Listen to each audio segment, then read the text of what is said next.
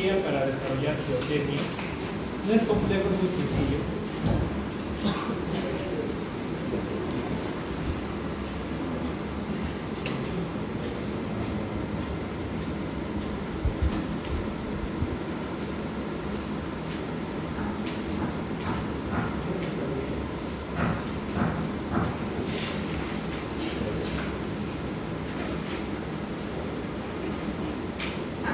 Muy bien, entonces cuando uno empieza a hacer un informe para geotecnia, es un procedimiento como cualquier otra investigación. Necesitamos información para poder hacer la investigación, en este caso del área de geotecnia. Lo que vamos a hacer el día de hoy es aplicar el procedimiento y realizar lo que se debe hacer para conseguir una buena planificación y actividad para la metodología correcta para desarrollar un informe.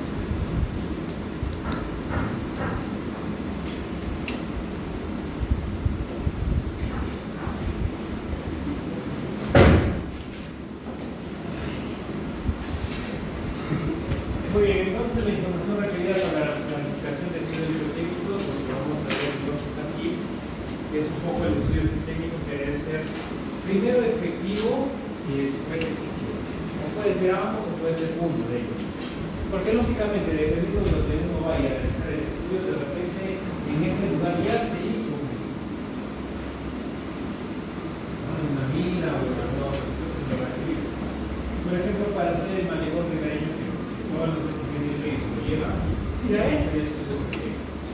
La calidad del estudio que se haya hecho va a depender entonces de la información necesaria para, en este caso, de repente hacer una obra, ¿no? Igual, de repente yo planifico la construcción del botadero del desmonte en un área determinada, que esté pues, lo más próximo posible del open pit para evitar los costos que significa la carga de traslado de material que no tiene ningún valor económico. Tengo que hacer un estudio geotécnico aquí del suelo, ¿verdad? ¿Para qué? ¿O qué estudio geotécnico específico haría aquí? Si voy a hacer un botadero de desmonte, una pila de desmonte.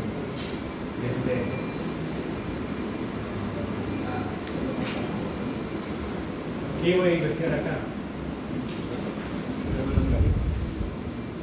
La gravimetría. El grado de compactación. El grado de compactación. Compactación, ¿verdad? Hay que analizar qué hay aquí abajo, pues cómo está. Porque si hay muchos espacios vacíos o incluso hay una caverna, no sé. Yo al momento de colocarle una carga estática, lo que estoy haciendo en realidad es aumentar, ¿verdad?, el peso que tiene esta situación que está sosteniendo y que de repente naturalmente sí, pues está estable. Le coloco una carga, los espacios vacíos se van a reducir temporalmente, no sé, en un mes, en un año, se deforma, va a cambiar su forma. Eso ya lo hemos estudiado, ¿verdad? Les voy a dar un ejemplo. Si ustedes van por la calle alta, caminando, se van a dar cuenta que algunas de las piedras están todas deformadas. Cuando hicieron el diseño, no era para estar deformadas, para reglas, para caminar. En la actualidad uno va y camina y se resbala, se cae, porque están todas deformadas. Es una vergüenza andar por esos calles, porque está totalmente deformado, ¿verdad? Lo que debería estar recto está todo doblado, inclinado, salido. Lo mismo puede suceder aquí. Por el peso que yo voy a colocar, se deforma el área donde he planificado colocar esto, por no haber hecho un estudio geotécnico que de repente muestre esta situación y yo compacte, porque eso hemos visto también en el curso de la unidad número 1. La compactación reduce estos espacios. Para eso se compacta, para que este suelo sea más estable. Yo de repente lo coloque, no se deforme con el tiempo. Tiene que ser eficiente. ¿Cuándo se utilizará el adjetivo efectivo? Yo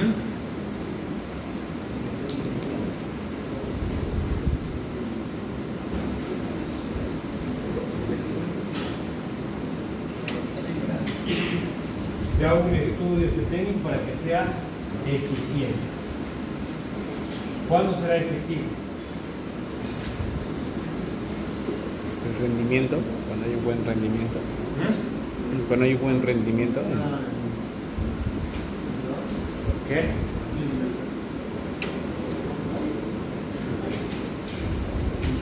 Esto es antes, ¿verdad? Eficiente. Mi estudio biotécnico tiene que ser eficiente. O sea, yo presento algo para que no ocurra esto, para que no se deforme. Debe ser bueno, eficiente. Efectivo. De repente ya pues sucedió, el problema está. Tiene que solucionar el problema. Tiene que ser efectivo al problema que se ha presentado ahora. ¿Ya? Ahora, por ejemplo, el mismo caso de las veredas, ya está el problema, está todo deformado. Ahora tengo que hacer un correcto estudio efectivo que solucione ese problema que ya se presentó y ya está ahí. Eficientes para evitar que no ocurra esos problemas por hacer un mal estudio. Entonces, por eso el estudio puede ser efectivo y eficiente. ¿Ya? Va a depender entonces de cómo se haga el estudio. Lógicamente aquí enfocado a nuestra actividad minera. Ya les he dicho, por ejemplo, un caso puede ser para la compactación del área donde va a ir una pila de estéril, de repente la compactación de una presa de relaves, de contenido en la lave y no se han ocurrido los casos donde las presas se han roto, va a haber una ruptura y todo el relaves ha salido, ¿no? Como ha habido los casos de Brasil y uno en Australia. ¿Por qué? Porque no ha habido lógicamente un estudio técnico o durante el proceso no ha habido una clasificación para monitorear las presas de relave, igual las presas de química. Eso sucede mucho. Como es una estructura que no se tenga ningún beneficio económico, la gente lo ve. Ya sucede todo lo contrario con un open pit, ¿verdad? El open pit sí lo vigilan a cada momento porque es de donde se está sacando el mineral, donde hay gente, está la maquinaria, ¿verdad? Todo lo que cuesta.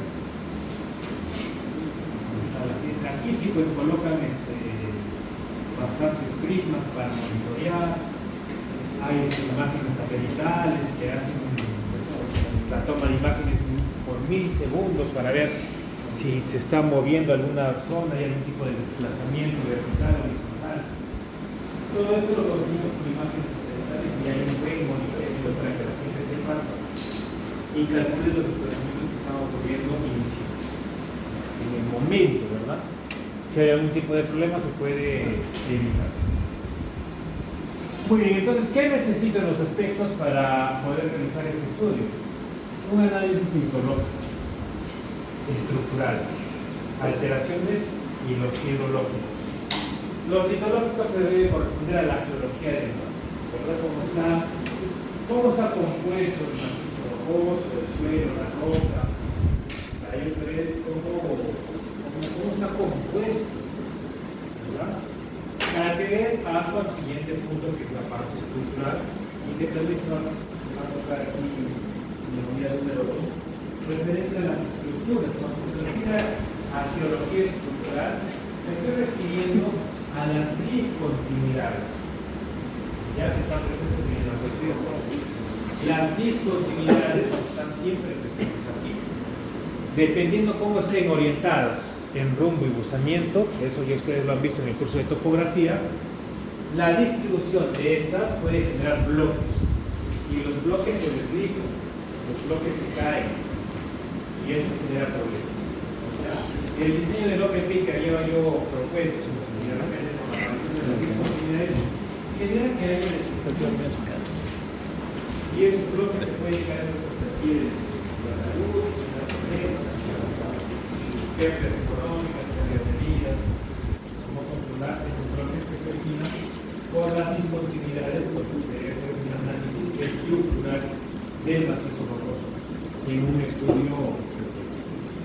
El siguiente punto, que son las alteraciones, son minerales presentes en el macizo rocoso que no pertenecen a su composición natural. ¿Ya?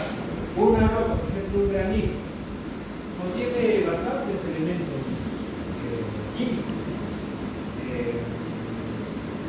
pone minerales.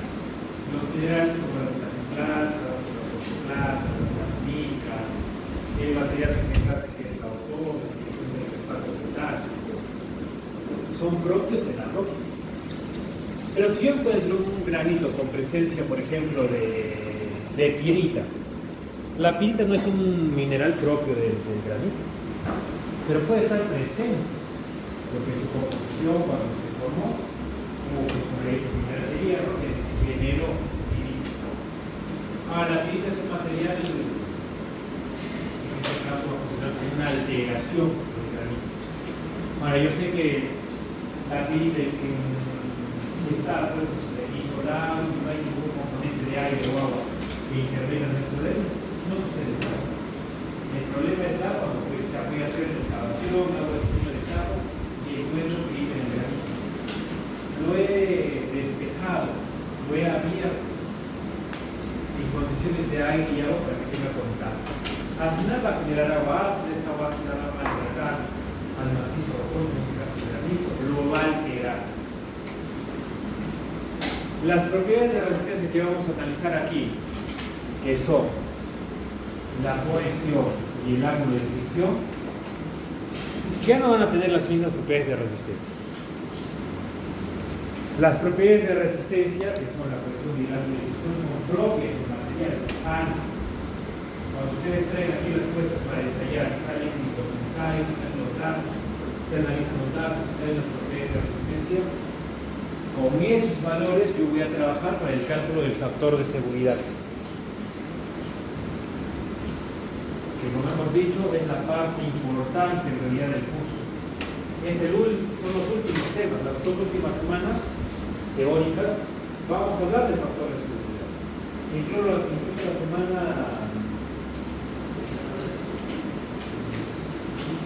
la semana 15 son semanas de exposición. Van a exponer ustedes los temas de factor de seguridad. Porque hay diferentes metodologías para el cálculo del factor de seguridad, porque hay diferentes autores que han estudiado el cálculo de esto. Tanto que se han matado estudiando los índices físicos, las propiedades de permeabilidad del material, las tensiones, para encontrar esto. Y al final que esto sea mayor que 1 para decir que está estable. En resumen, el curso de sistema es para llegar ahí. Lógico, he tenido que entender todo lo que hemos visto de la unidad 1, principal y de ya los cursos que estamos viendo para llegar a la semana 15 para comprender el tema del factor de seguridad. ¿Ya? Geotermia es un sinónimo de factor de seguridad. Para eso sirve la categoría. Para decir si está estable o no es estable. Si se cae o no se cae. ¿Qué hay que hacer para que no se caiga? ¿Qué método de sostenimiento? Ese es el resumen de lo que. ¿Ya? Entonces hay que investigar si el lugar donde estoy haciendo el diseño del objetivo, bueno, hablando de forma superficial, tiene algún tipo de mineral que pueda alterarlo por contacto del aire o del agua. Lógicamente, el último punto, hidrológico. El agua. El agua es un problema para nosotros. Realmente para la vida, para la agricultura es un beneficio. Para nosotros es todo lo contrario. Dentro del diseño del objetivo que yo puedo realizar, tanto de forma superficial o también una excavación con una galería para la parte subterránea, es un problema. Si hay agua, estamos mal. Ya cuando lleguen rocas se van a dar cuenta. Pero acá en geotermia el agua, ¿qué sucede con el agua? Muy aparte de lo que ya hemos visto en las alteraciones, incrementa el peso específico del material. Si yo incremento el peso específico del material, eso significa una fuerza a favor de qué?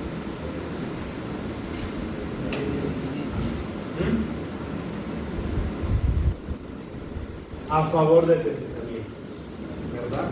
En contra de la estabilidad. Porque esa fuerza, lógicamente, es una fuerza gravitatoria que vamos al centro de la Tierra. Si yo descompongo la fuerza, por la inclinación que tiene el talud, va a hacer que se deslice. Este bloque va a hacer que se deslice. Si aumentamos el peso específico del material, este se va a deslizar más rápido. Si está en equilibrio, no sé, o el factor de seguridad era 1.1, 1.3, al final por aumentarle el peso específico de la materia, el agua, lógicamente es una fuerza que va en contra de la estabilidad y hace que el bloque se deslice. Es una forma de deslizamiento, ¿verdad? Generalmente lo que vamos a ver ahora nosotros en suelos son formas circulares, pero de cualquier forma facilita a que esto se deslice y se caiga. Por eso generalmente cuando llueve es un problema, un riesgo de deslizamiento. Muy bien, entonces son los 4 componentes que yo necesito estudiar para saber qué es lo que va a ocurrir dentro del estudio y al final de este estudio dan las conclusiones y recomendaciones como soluciones a los problemas que podría enfrentar en el lugar que estoy pretendiendo hacer alguna obra, tanto minera o resolver. Muy bien, entonces eso hay que entender.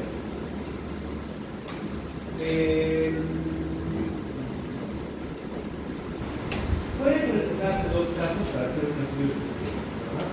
El primero, que sea un lugar nuevo, que descubierto, hay mineral en la zona, y lógicamente hay que hacer el diseño de todo. Para el diseño de todo, las estructuras principales que nosotros tenemos nosotros debe ser el perfil, la pila de steel, la tercera de relaves, la pila de investigación, que va a ser el método para la obtención del mineral. O si fueran relaves gruesos, tendrá que hacerse otra pila para relaves. Entonces es una situación nueva. Hay que investigar desde cero. ¿Ya? Todo lo que conozca en referencia a la parte de geología, parte estructural, voy a obtenerlo a partir de una perforación, la perforación diamantina, ¿verdad? Que es la que me genera los cuerpos o testigos que salen, no sé, de 100, 200, 500, 1000, 2000, 3000, 4000 metros de profundidad, mientras vaya perforando. Eso depende también del mineral que se puede obtener. Entonces, de ahí salen los testigos, y de esos testigos yo voy a poder obtener entonces la parte geológica y la parte estructural. Para adelantarnos un poco entonces al tema que vamos a ver en las últimas semanas, esto es interesante porque lógicamente lo que yo voy a hacer de un OPP para calcular su factor de seguridad es ver la parte geométrica, que es lógicamente la inclinación que tiene el talud. De repente las inclinaciones que tienen las discontinuidades, la altura que tiene, el ancho de banco, son los parámetros geométricos que me interesan a mí de diseño. Bueno, lógicamente también cuánto tiene de alto, ¿no? ¿Cuál es su ángulo global desde todo y hasta el pico del talud?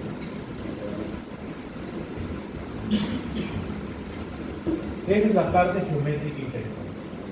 Pero también hay que colocar la geología y la parte estructural. Hay que ver el diseño, generalmente un corte de una sección, no sé, para un OPP de 300 metros, de 200 metros, no es solamente un mineral o un material que yo voy a encontrar. Generalmente hay bastantes materiales geológicos distribuidos. No sé, 1, 2, 3, 4, 5, 6, 7. 7 tipos de rocas diferentes dentro de la misma sección que yo voy a analizar. Esto es más complejo la analización. Manualmente era casi imposible hacer eso. ¿Qué se hacía en la antigüedad? Idealizar que nos hizo rocosos únicos. Todo el material es único. Porque hacer una sección y analizar 7 materiales era casi. Lo vamos a ver en la parte teórica antes de utilizar software. Pero en la actualidad sí se puede hacer, simplemente trabajo de la mano con un geólogo, porque en realidad no es nuestro fuerte, la geología no es nuestro fuerte. Tendremos conocimientos generales, pero ese no es nuestro fuerte. Para eso hay un área de geología, donde hay geólogos, ¿no? Que hacen la sección. ¿Ya? Ahora nosotros como mineros sí podemos intervenir en la parte de la geotecnia. Aprovechamos la información que tienen ellos, hacemos la sección del corte topográfico de una sección con la geología para el cálculo de factores, encuentro factores de seguridad, y aquí no sé. 1.3. Ese es el factor de seguridad de este Open. Y hacer se le conoce como corrida, ¿verdad? El software corre, hace un análisis. Y al final da un factor de seguridad que debe ser para taludes en operación mayor de 1.3 y para hacer de mina 1.2. Son las recomendaciones que da, no las leyes peruanas, que simplemente dice que sea estable. Ahora, ¿qué será pues estable para la gente? Hay gente que piensa que estable es 1 como factor de seguridad. Hay gente que piensa que 1.1 ya es estable. Eso va a depender mucho de las minas, ya donde vayan a trabajar. Cada mina debe tener un estándar de cuánto tiene que ser. Yo no voy a una mina y cuando me dijeron que es 1.3 somos 1.3, cuando de repente esa mina es 1.2. El cuerpo de ingenieros de los Estados Unidos recomienda que el factor de seguridad en operaciones sea 1.3. Nos pasamos. Muy bien, entonces no puede ser 1, porque 1 significa en equilibrio. Vamos a darnos cuenta que la fórmula del factor de seguridad es una relación de fuerzas que van a favor de la estabilidad entre las fuerzas que van en contra. Eso nada más es el factor de seguridad.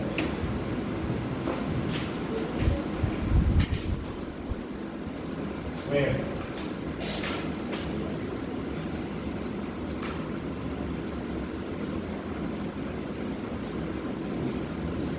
Estable, inestable. Esa es la relación de factores. Si yo voy a saber que tiene un factor de 1, significa que las fuerzas estables son las mismas que las fuerzas que van en contra de la estabilidad. O sea, están iguales. Entonces no podría ser pues 1. Peor en la región donde vivimos nosotros. Porque esta es una región sísmica. O sea, ahorita estoy en un terremoto, no sé, eso no se puede decir. Un terremoto es una fuerza de movimiento. Es una fuerza que va en contra del estado. Si yo tuviera un factor de 1 y llega el terremoto, lógicamente que esto va a aumentar. Ese ya no será 1, pues será 0.8, 0.7, 0.5, dependiendo de la magnitud del sismo. Se cae mal la gente, está así, trabajando, y es un problema. Por eso los factores que deben ser mayor que 1, 1.3, por lo menos aceptar. ¿Ya? Entonces vamos a darnos cuenta que hay fuerzas que van, entonces, dependiendo de los lugares, a incrementarse como negativos. Lamentablemente nuestra zona es una zona altamente sísmica. Existe el Instituto Geofísico del Perú, que ha dividido, bueno, ahora está dividido en 4 partes, antes era solo 3, de acuerdo a las zonas sísmicas.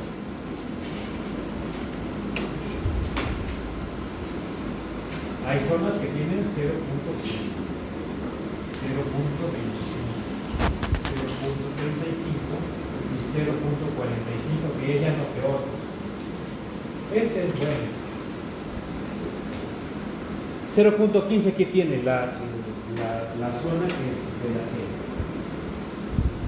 Mientras se va acercando a la costa, los factores sísmicos van aumentando. Nosotros nos encontramos en 0.45, o sea, la peor zona. Porque lógicamente, mientras más sea el valor, más probabilidad de que los sismos sean con mayor magnitud e intensidad. Este es el software que vamos a utilizar tiene para colocar esto, porque lógicamente sabe que para el cálculo del factor de seguridad es una fuerza que vende. Muy bien, entonces eso yo lo puedo realizar entonces básicamente conociendo la geología y la estructura. Estos programas incluyen la recolección de datos geotécnicos, estructurales e hidrogeológicos. De la mano de un estudio geofísico va un estudio hidrogeológico. ¿Ya? El estudio hidrogeológico es un estudio que se encarga de analizar las presiones del agua subterránea y superficial y cómo este interviene con la geología del área de distribución. ¿Cuánta agua entra? ¿Cuánta agua sale? ¿Se queda almacenada? ¿De repente no se coloca el agua? ¿No puede salir? ¿O ciclos sin filtro? ¿Se evapora? Hay una infinidad de cosas. Hay que saber cuánto llueve en el área, para saber cuánto es lo máximo que puede resistir de repente el diseño que yo voy a realizar. Entonces son muchos puntos que se ven en la parte hidrogeológica, que es la relación del agua con la geología. El siguiente tema que hay que ver el día de hoy es la geofísica, o sea, la geología con herramientas o propiedades físicas. Nada más. Igual un estudio hidrogeológico es el agua en referencia o relacionado con la geología. Para las operaciones en curso, asignar el programa de perforación a través del mapeo de excavaciones existentes y análisis de parámetros geotécnicos en las excavaciones existentes. ¿Para qué? Para identificar y caracterizar la masa rocosa. Entonces, la estructura y la hidrogeología van a influenciar para el diseño de lo que aquí o de cualquier obra estructural que no se realice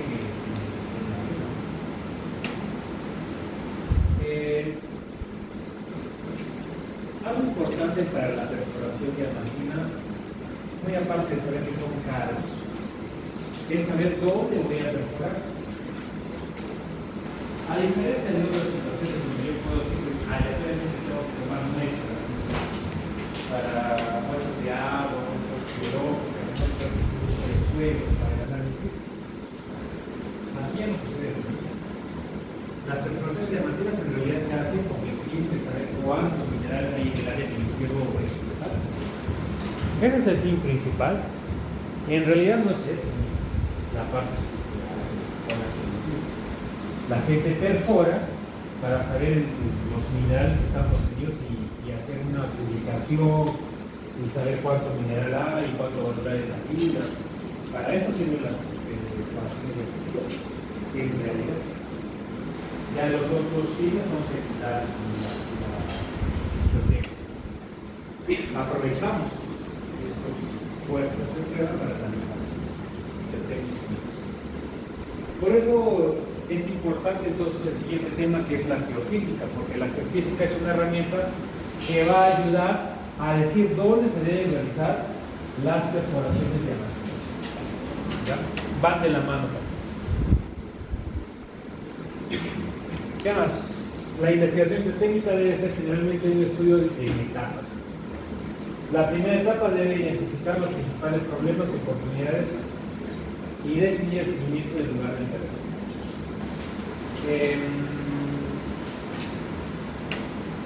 Bien, en su vida siempre planifiquen lo que van a hacer.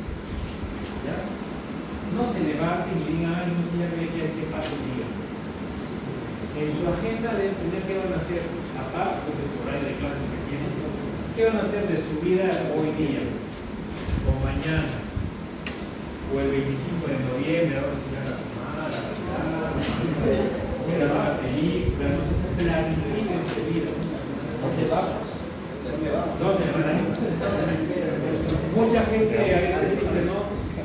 salen mejor cuando no se planifica. Las cosas se deben planificar para que no suceda algo que yo sé que es una casa de cerveza me emborracho para hacer más de dos, ya perderé con la mala planificación. Igual es esto, referente a la parte de si yo no hago una buena planificación, si no voy a considerar las etapas que estamos viendo acá, si me salto una por querer ahorrar, o porque no tengo tiempo, ya pues, me he atrasado, ya no haré bien eso, haré otra cosa más, va a suceder los problemas. Hay que respetar las etapas. Entonces la primera es como un análisis FODA también, ¿no? De qué problemas hay y qué oportunidades hay para poder aprovecharlas en el caso del área de estudio, ¿no? Un enfoque gradual asegura que el trabajo se lleve a cabo de manera eficiente y económica. Esto también es importante, ¿no? Ya vimos la parte de eficiente, pero la parte económica también es importante, ¿ya? En el cálculo del factor de seguridad, lógicamente, son dos parámetros importantes. La parte de los parámetros geométricos y los de resistencia. Los de resistencia yo no los puedo cambiar, porque son innatos de material. Usted no le puede mejorar de alguna forma las propiedades del granito, porque es un granito que ya se ha ido con o de la arena, o de la arenita, de la roca. Entonces eso no se puede cambiar. Lo que sí se puede cambiar son los parámetros geométricos. Porque un talud que tenga, no sé, 80 grados, tendrá un factor de seguridad dependiendo del material, no sé, vamos a poner 1.2. Suponiendo que es el mismo material, pero inclino más los taludes, se supone que el factor de seguridad debe aumentar. Será 1.5 con 70 grados.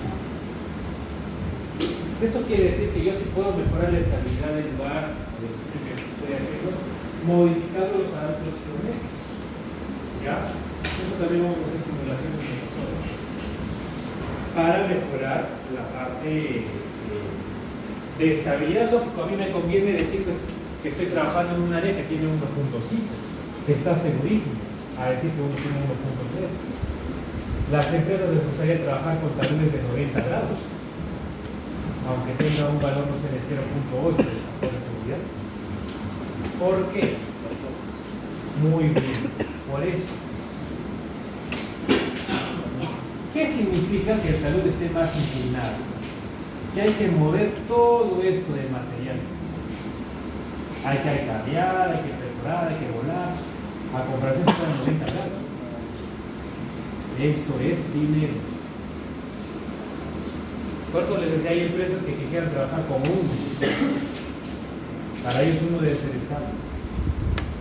Pero no es así. Hay que balancear. ¿Ya? Lógico, la parte de la seguridad y la estabilidad, porque tampoco seamos muy caros, ¿no?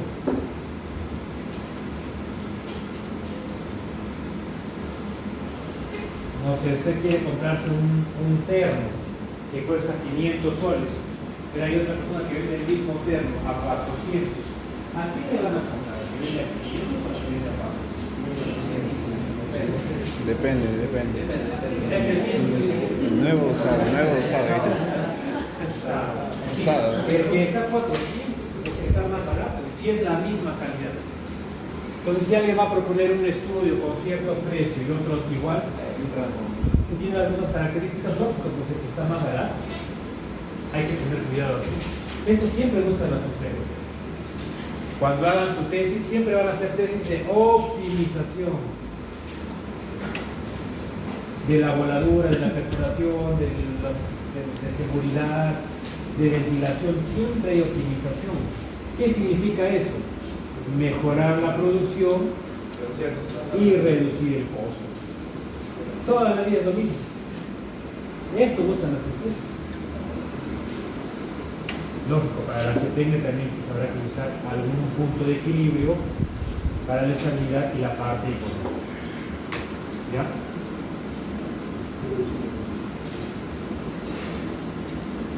¿Dónde puedo hacer estudios?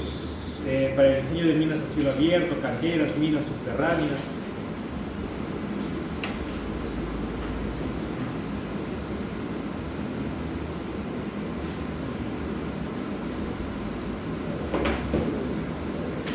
Estabilidad de taludes de suelo, roca y botaderos. Bueno, el botadero en realidad son taludes de suelo. Los relaves. Investigación de fundaciones. Investigación de suelos contaminados. Bueno, esa es otra parte de la geotecnia ambiental. El día miércoles se me tocó el martes, ¿no? Las exposiciones hablamos un poco de los relaves. Los relaves, si bien es cierto, se parecen a un suelo, pero no es un suelo. Sí, pues viene de una roca que fue chantada, reducida, después pasó por un proceso plata para poder obtener los minerales, se le colocaron aditivos, se redujo aún más el material, que ha modificado las propiedades que venía de su génesis. No es igual como vemos al inicio, ¿verdad? Que por erosión natural, tanto química o física, los árboles se desintegraron y la arrecifes se desintegró y dio a origen a las arenas principales que son los suelos.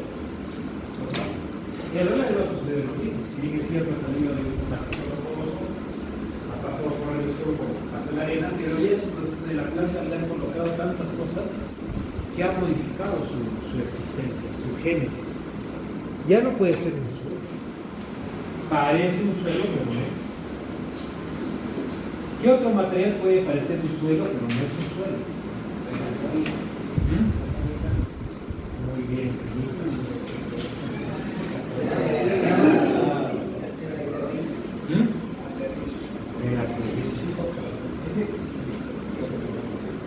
¿qué más?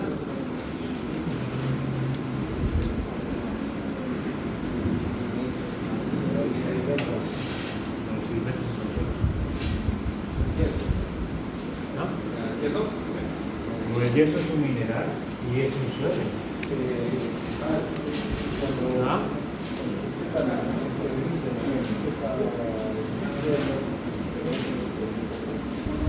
Eso es un suelo. ¿Qué más? El carbón. Bueno, el carbón ya queda la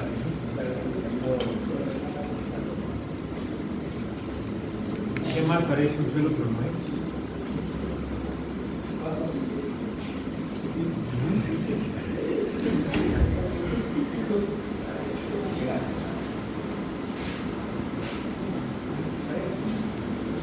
¿Qué?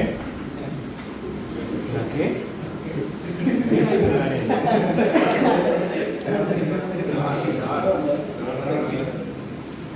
Son materiales que sí son finos, ¿verdad? Pero no es un suelo porque son porque la roca. Lo mismo sucede con los relaves. Los relaves ya no son suelos.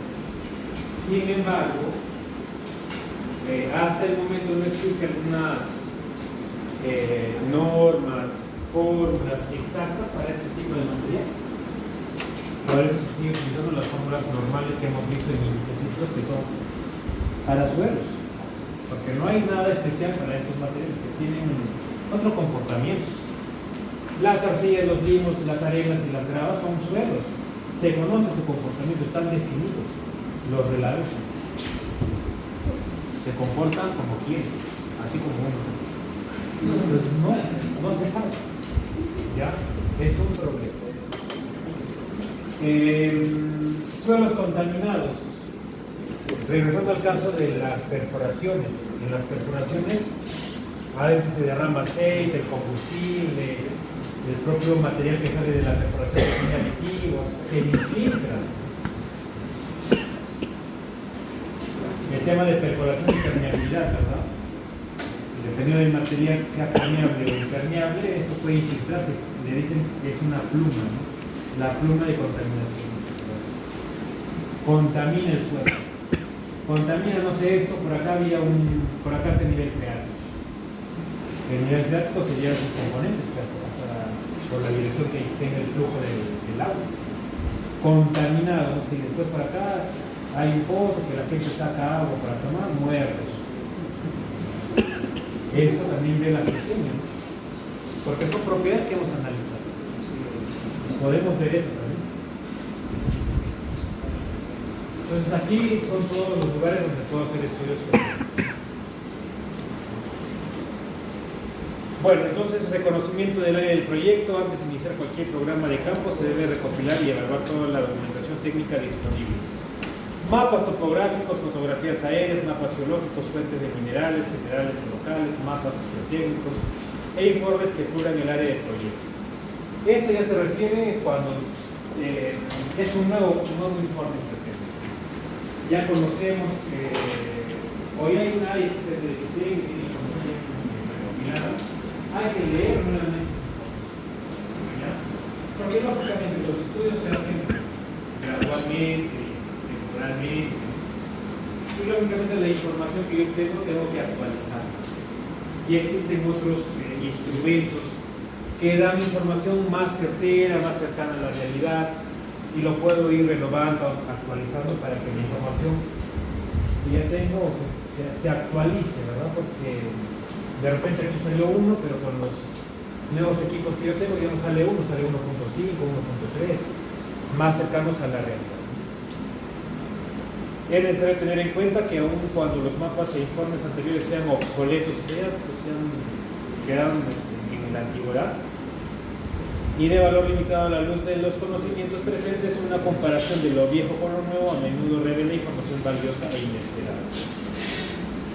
Bueno, por eso, la información antigua no significa que ya no sirva. Es una base de datos inicial que puede servir para comparar. De repente la gente trabajaba con esto y aún así estando mal, da unos resultados. ¿Por qué? Y ahora con lo que yo tengo, ¿cómo espero mejorar esos resultados? Para eso sirve. En esta etapa de reconocimiento es necesario hacer énfasis en la descripción de los rasgos y procesos que se observan más que en su interpretación. Bueno, hay que hacer un plan de exploración entonces, para conocer lo que yo puedo encontrar ahí. Entonces, para eso, una de las partes importantes son los mapas, ¿no? Hay mapas de todo tipo. A nosotros nos interesan los mapas geológicos, geomorfológicos, mineralógicos, porque todo eso va a intervenir para el estudio geotécnico. Entonces eso también lo han visto en topografía, las escalas, qué significan, dependiendo de la necesidad que yo tenga. Por ejemplo, para conocer la geología, geomorfología, la escala de los planos debe ser de 1 a 2000, de 1 a 10.000. Mientras más detallada sea la información, la escala debe ir disminuyendo. Mientras más general como la geología, 1 a 100.000. Entonces va a depender mucho de lo que yo necesite. Y la escala entra a jugar ahí un papel importante. El equipo de investigación superficial depende de la topografía del terreno, el material del subsuelo, la profundidad del sondeo y del tipo de datos que se intente obtener.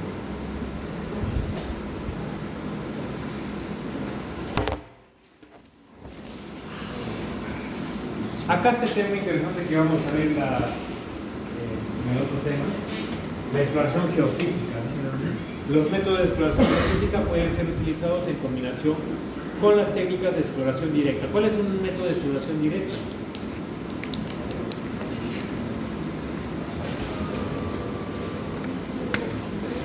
¿Qué es un método? Una exploración. ¿Cuál es una técnica de exploración directa?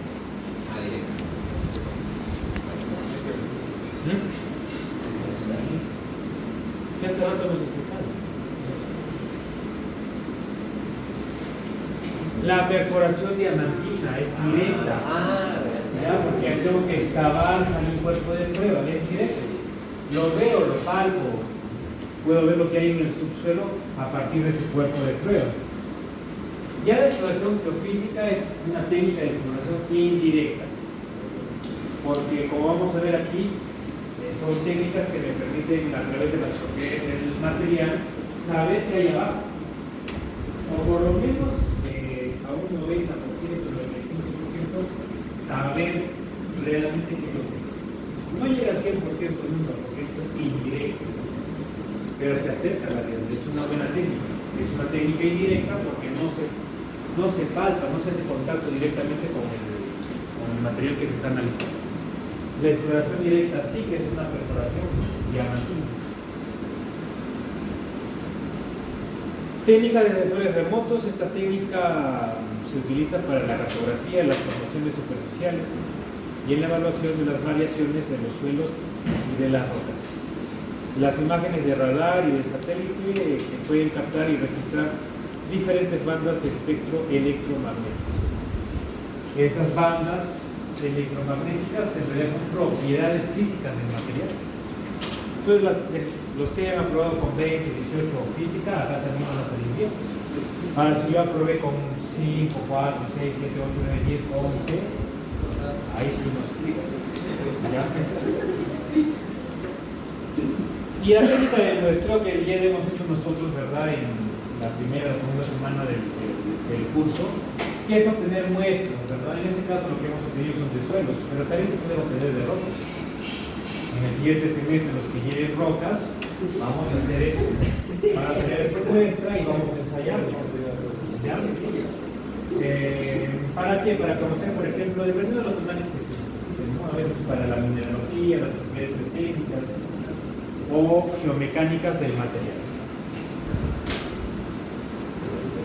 Bueno, aquí hay una tabla para ver exactamente cuánto necesitamos de material para cada ensayo que hemos analizado. ¿Dónde están los ensayos? El primero, por ejemplo, para reconocimiento, por ejemplo, para una observación visual, para el contenido de humedad, para la granulometría y los límites de consistencia, una bolsa de 1 kilo. ¿Cuánto estaría usted?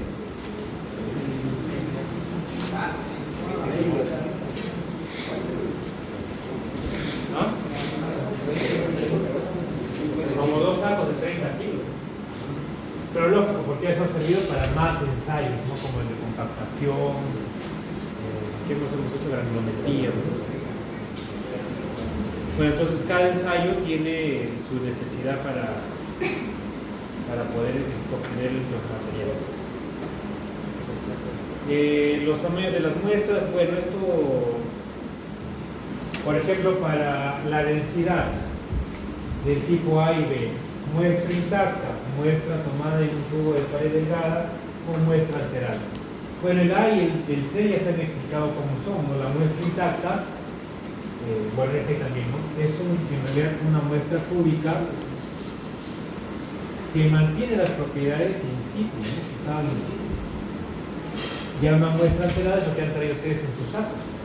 Han sacado la muestra y la han echado a un saco, como han querido, sin ningún control de medir la temperatura, la humedad del ambiente, y así lo han traído al laboratorio, no han tenido ningún cuidado, se lo han amarrado para hacer los siguientes ensayos. No es que esté mal, porque el fin para estos ensayos, ¿para qué le voy a tomar más cuidado si simplemente voy a hacer un ensayo de granulometría? No tiene que ver nada con contenido de humedad, ni que se pierda algún tipo de propiedad en el material.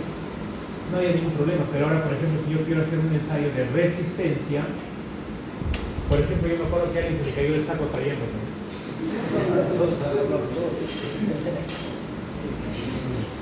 Si eso hubiera ocurrido para una muestra intacta, esa muestra ya no servía. Porque le han dado un golpe, y ese golpe, para hacer el ensayo de resistencia, ya no sirve, porque ya no han maltratado. Ahí, por ejemplo, ya no sirve. Entonces, cada tipo de muestra es importante para cada tipo de ensayo. ¿Para qué ensayo es una muestra intacta? O tomada en un tubo. Bueno, este es el de perforación. Para la compresión simple, triaxial, corte directo, consolidación, son ensayos para las propiedades de resistencia. Por eso ahí las muestras deben ser intactas. Ya granulometría puede ser el C, humedad, o sea, no hay ningún problema que la muestra le pase algo, ¿no? Porque no es tan interesante, solo son propiedades físicas. Estas ya son propiedades mecánicas, ahí sí hay que tener cuidado.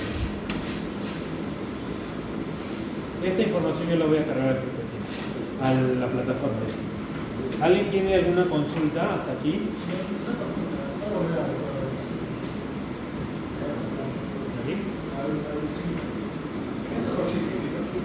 ¿No? ¿Es lo que dice? Por ejemplo, de granulometría dice tipo C. O sea, la muestra puede ser alterada, porque estas han traído su saco. La muestra, por ejemplo, del tipo B, el tipo B en realidad es la perforación diamantina, ¿no? Que es un tubo y sale la muestra, ¿no? De acuerdo, sería el tipo. La muestra para corte directo es una muestra indeformada que se saca un cubo, así de su calicata que han hecho, pero en la calicata adentro tienen que hacer un cubo, tienen que tallar el material para que salga un cubo. Este cubo le ponen un paño, después le echan parafina para que no pierda la humedad. ¿Ya? Lo ponen en una caja especial, sellada, con material aquí de Tecnofor para que no se chanque, y lo vienen cargando con cuidado. Lastimosamente nuestro laboratorio no tiene una cámara húmeda. La muestra es así como han colocado sus sacos debajo de las mesas. Eso no hay ningún control, es una muestra alterada. Para una muestra inalterada debe haber una cámara húmeda que simule las condiciones de temperatura del subsuelo. No sé, abajo pues como es más fresco, estará a 15 grados, 16 grados. Temperatura ambiente debería ser en el laboratorio 20 grados. Ya pues afuera hace calor 25 grados. Entonces eso hay que respetar. Bueno, acá no tenemos. Pero bueno, esas son las muestras del tipo A, B y C.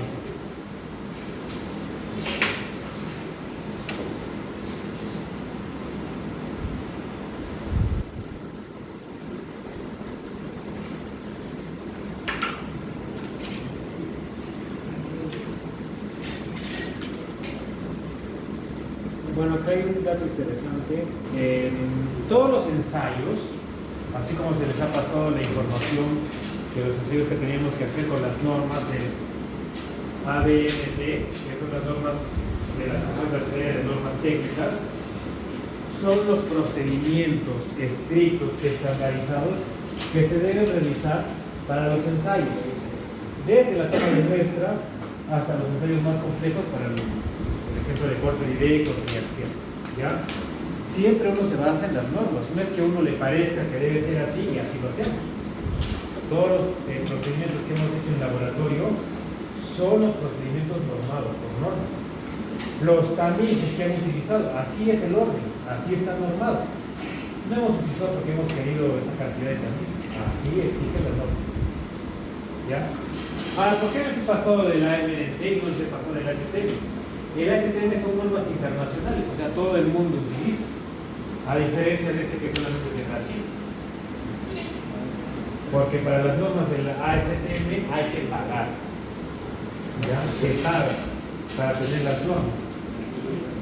Y en Brasil es un país latinoamericano como el nuestro, entonces la gente pues piratea las normas. No le pasa nada. Entonces acá normal no podemos utilizar porque nadie dice nada.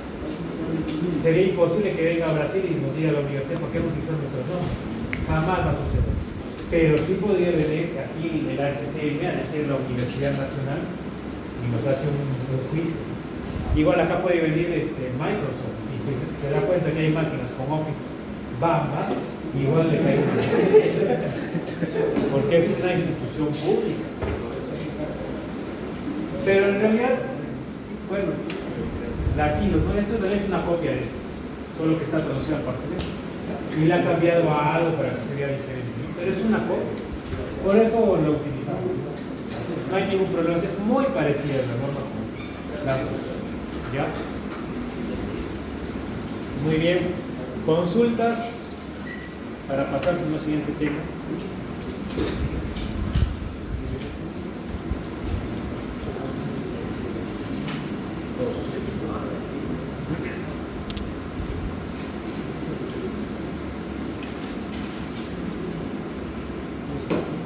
Bueno, aquí vamos a ver entonces los métodos o las técnicas de exploración directa. Ya uno de los puntos que estábamos distinguiendo. Entonces hay que dividirlos en dos: técnicas de exploración directa y técnicas de exploración indirecta. Las directas quiere decir que se puede palpar, se puede ver el material, ¿ya? Una técnica directa es una calicata o una trinchera, porque ustedes pueden ver el suelo, han tenido contacto con él, lo han agarrado. Directo. Indirecto, sinónimo de que no se puede ver el material y palparlo, no se puede. Pero sí podemos interpretarlo, que eso hay ahí, ¿ya? Es muy similar como, por ejemplo, una mujer cuando esté embarazada. Ustedes saben que en su vientre tiene un bebé. No lo pueden ver directamente, no lo pueden mirar, todavía no ha nacido. Pero ustedes saben que ahí hay un bebé. Lo mismo sucede aquí. Con las técnicas indirectas yo puedo saber qué es lo que hay ahí. Ahora yo no sabemos si el bebé es hombre o mujer, si está grande o está pequeño, si está completo, ¿no? Pero yo sé que ahí hay un bebé. Igual sucede con las técnicas de exploración indirectas. Yo sé qué tipo de suelo hay ahí, pero yo no sé hasta dónde podrá llegar o cuál será su límite, o si está muy seco o muy húmedo. Esas características no se pueden obtener directamente. Son probabilidades que se acercan a un 90-95% de exactitud. O sea, falta 5% para decir si realmente es o no. ¿Ya? Entonces, eso vamos a ver ahora. Las directas.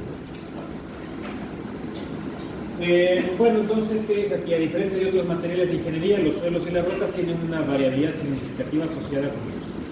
Sus propiedades de ingeniería pueden variar drásticamente o dramáticamente dentro de unos pocos metros. Eso sucede mucho, ¿no? Lo que vimos, por ejemplo, en la primera semana del curso. Un caso específico de eso, de cómo cambian los materiales. La torre de Pisa.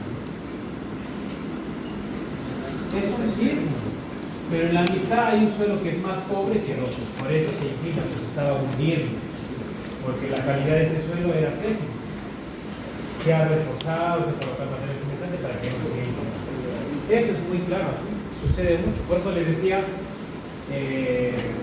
aquí para los diseños la geología puede variar. Varía mucho. Hay que hacer un análisis.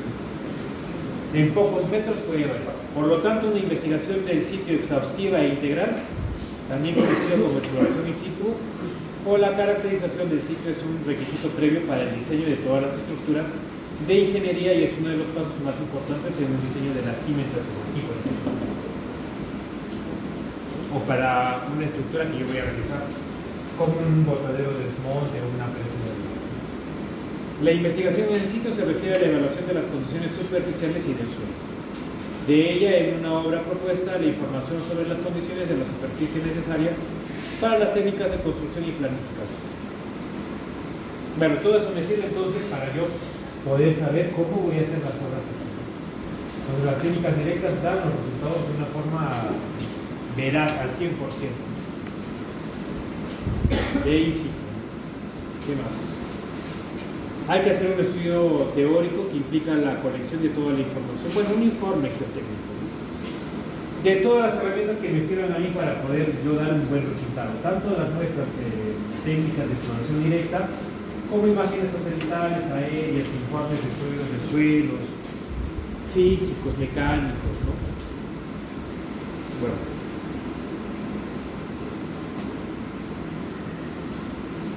Los objetivos, secuencia y extensión de cada suelo y roca estrato subyacente en el sitio y es probable que se afecte por la construcción de una construcción propuesta, las características de la geología por estratos y las propiedades geotécnicas que tenga el material, principalmente la tracción, compresión y permeabilidad. ¿Qué es tracción? ¿Qué es compresión?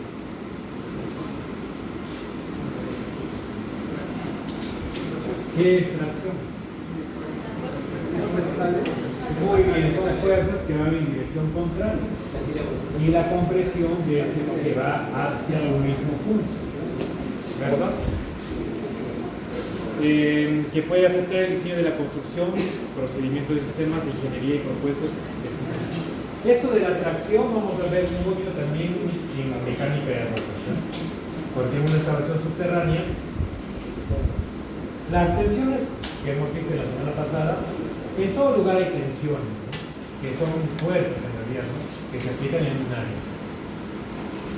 Pero al momento de hacer una excavación, las tensiones van a variar su dirección. Y a veces buscan liberar todas las tensiones porque se puede jugar en un punto exacto. Y revienta, se abre, o sea, hay tracción, se libera. Y eso se deduce. Y eso hay que analizar en mecánica de ruedas. Ubicación del nivel freático. El nivel freático en inglés es water table, o sea, tabla de agua, pero eso no tiene sentido en español, ¿no? El nivel freático, en inglés, water table, ¿ya? Cuando utilicen el software, porque el software está en inglés, water table. Y el posible efecto nocivo del suelo, las rocas y el agua de los materiales que se utilizan para la construcción de elementos estructurales de la fundación. Vamos a dar un break de 10 minutos porque ya los veo medio cansados. 3:50 están aquí, por favor. Las etapas deben ser recopilación de la información disponible, reconocimiento del sitio, investigación preliminar del sitio, investigación detallada del sitio. Entonces, como estábamos conversando, o como les estaba recomendando, siempre planifiquen su vida. Acá igual, estas son las etapas, ¿no? Entonces, lo primero es si necesito, por ejemplo, tener información de lo que yo voy a hacer, lo quiero hacer, no sé, qué va a ver, qué necesito. Ir a cambiar cómo está la situación, investigar preliminarmente el lugar y lógicamente después ya ir con fuerza al lugar donde yo necesito hacer la investigación o lo que quiera hacer de mi vida también, hablando de forma personal. Tomar acción. Métodos directos, está el SPT, está el CPT, está el DMT, el TMT y el BST, que son métodos directos de soldeo. Y bueno, están las calicatas y las trincheras. ¿Cuál es la diferencia de una calicata con una trinchera?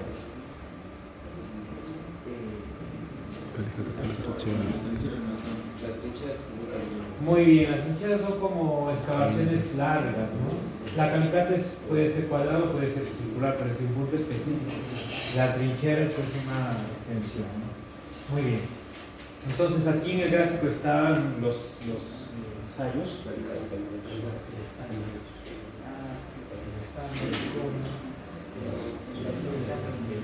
SPT viene de Standard Penetration Test, está en inglés, ¿verdad? Entonces este es el ensayo de penetración estándar. El CPT, que es el Cone Penetration Test, el DMT, que es el Flat Plate Test, el PMT, que es el Verroer Pressure Test, y el VST, que es el Bench Test. Bueno, la técnica es la misma, se tiene que introducir un equipo, en este caso una vara, y al final, si se dan cuenta, lo único que cambia es el final de esas varas, ¿no? Y recibe ese nombre. Pues el estándar es lo que incluso solicitaba el tipo B del suelo, que es como una varilla delgada que permite la toma de muestras. Sale la muestra, ¿no? Contenida aquí, para suelo. El CPT ya es una técnica que tiene un cono en el final y que ese cono está conectado a un equipo exterior donde se va tomando las muestras, ¿no? o el conocimiento de cómo se introduce, y de acuerdo a la introducción se puede calcular qué material hay aquí. El DMT es un plato que es un dilatómetro que mide cómo también entra la varilla y cómo va dilatándose el contenedor que es su cabeza. Ese de aquí, de PMT, mide la presión, ¿verdad? La presión que ejerce el suelo en el presurómetro. Y el de veleta, por cizallamiento, entra y hace la medición. Esto va girando y va entrando. Hace un corte, ¿verdad? Hace el corte, por eso dice share, que es corte. Sus veletas hacen el corte para presión. Cada una de las técnicas se diferencia únicamente en el cabezal y todos al final tienen una conexión con un computador que hace el registro de cómo se ha introducido y cuánto ha demorado, y dependiendo de cada una de las funciones que tiene, se interpretan los datos y se sabe qué tipo de material hay. Estos métodos son para suelos, ya no son para roca, porque estos se introducen, ¿no? A diferencia de una perforación diamantina que sí pues, está perforando, ¿no? La roca, este se introduce, como si fuera una inyección que se introduce es un alga, igual, tiene que ser blandito, tiene que ser una arcilla, un limo, una arena. Si es una roca no va a entrar, pues nunca jamás. Ahora también pues no todos son para todos. Dependiendo de la sensibilidad que tiene el cabezal, no va a entrar pues por ejemplo en una grava, lo va a dañar. Este sí normal. Entonces cada uno también tiene lugares específicos para poderlos introducir. Bueno, y acá ya vienen las otras técnicas que son ya de gran extensión, que son el PowerPoint. Si se dan cuenta, en la parte final de la broca es una broca tricónica, ¿no? Y se pierde pues la muestra, lógicamente, porque lo que va a generar es una perforación y no va a salir una muestra de aquí, un cuerpo de brazo cilíndrico. ¿Qué va a salir de aquí? Material detrítico, ¿no? Mezclado con el agua sale un lodo. Pero ese lodo también me puede servir a mí para investigar. Bueno, es como si fuera un suelo en realidad, ¿no? Y yo lo puedo investigar también, ¿no? Como sería que sale material detrítico que se contiene aquí. Pero yo puedo analizar ese material también. O sea, no del todo se pierde la muestra, se puede analizar. No igual como si fuera una... donde sale el cuerpo de prueba, pero de alguna forma el material detrítico se puede analizar. Y aquí sí viene una perforación diamantina, ¿no? Que es una excavación, es todo un castillo que se arma para colocar los tubos que se van a ir introduciendo para la perforación. Dependiendo de los diámetros, hay varían sus cuerpos de prueba. Entonces es una técnica, si bien es cierto, precisa 100% para la obtención de los cuerpos de prueba, pero es un ensayo que, por el otro lado, daña mucho el ambiente. Porque llevar este equipo hasta el lugar de la perforación es muy complejo, es muy difícil. Además de que hay que armar una cancha para el material detrítico, hay que llevar agua, hay que llevar una caseta donde se van a colocar los insumos, los materiales de perforación, otra caseta para el perforista y el ayudante de perforación. Entonces son muchas situaciones que conlleva hacer una exploración o una técnica de exploración directa. Ahí en el gráfico parece sencillo, pues, ¿no? Pero en realidad no es así. Lleva tiempo, toda la preparación lleva como de 10 a 15 días, llegar a trasladar el equipo hasta ahí, preparar todo lo demás, y otro tiempo más que es la preparación de 2 o 3 meses. Es complejo, ¿no? Es difícil, pero lo que vale la pena es la obtención de los resultados que uno tiene en la preparación. Bueno, ¿alguien tiene alguna consulta de los métodos de las técnicas directas?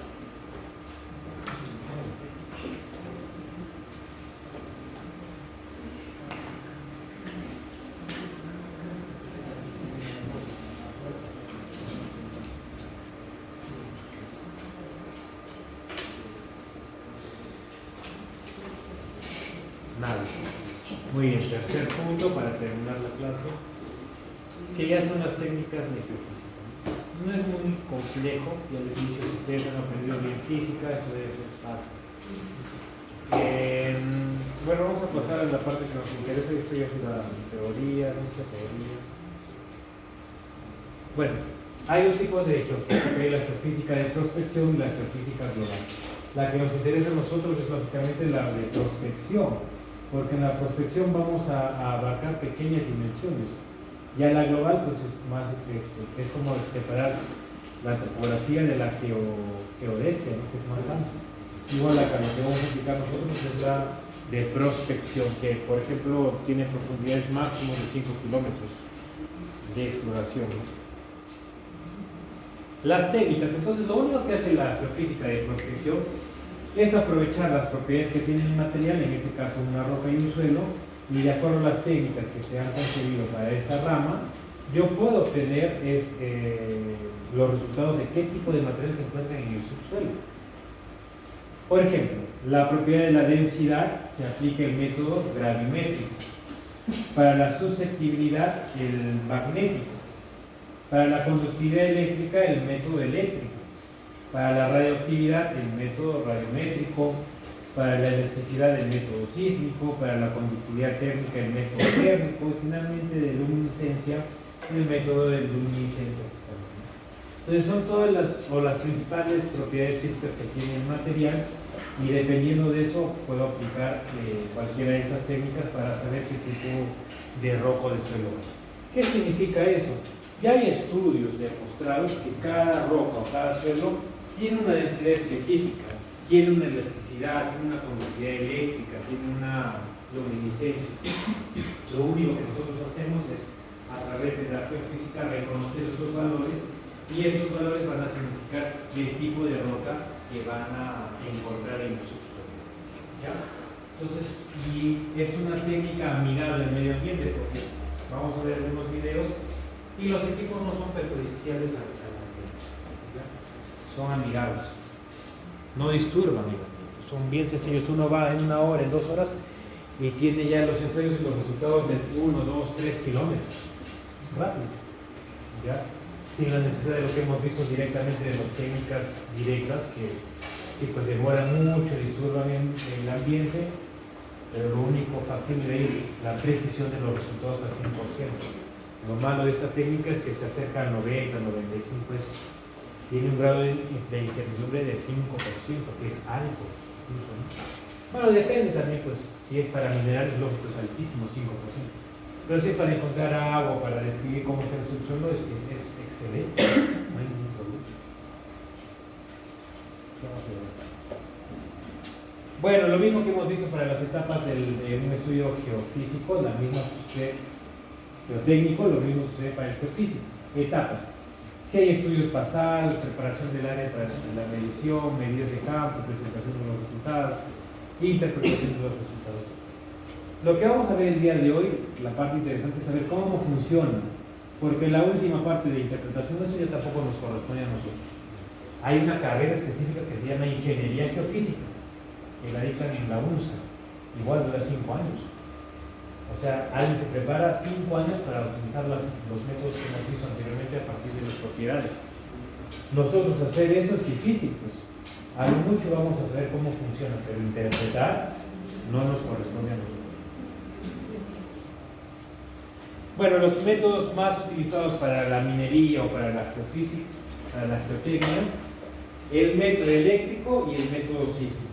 Esos dos nada más. Hemos visto como 6, ¿no? 7. De esos 7, los que nos interesa es el eléctrico y el sísmico. Si se darán cuenta, ambos pueden obtener lo mismo. Para depósitos aluviales, para roca fisurada y sana, para encontrar aguas subterráneas. Los dos sirven para lo mismo. Solo que el método sísmico de traslación sísmica son técnicas más exactas aún que el método anterior. ¿Ya? Si es más exacto, eso significa que es más costoso. Si es más costoso, debe ser para casos específicos. Por ejemplo, el método sísmico se utiliza para encontrar petróleo, gas. ¿Ya? Porque son volúmenes específicos que necesito saber específicamente dónde están. Ya el método eléctrico es más barato, porque las técnicas es pues, eléctrico, hay que meterle corriente al suelo para saber qué hay. Es más barato, pero lógicamente la corriente pues, se puede, ¿cómo se dice?, diseminar, ¿no?, por el suelo. No sale tan exacto como esto. Esa es la única diferencia. Bueno, vamos a ver algunos, las dos técnicas cómo funcionan. Son 2 videos cortos para que vean cómo funciona la técnica de cada uno de ellos. Vamos a hacer un ejercicio de cómo se obtienen los datos.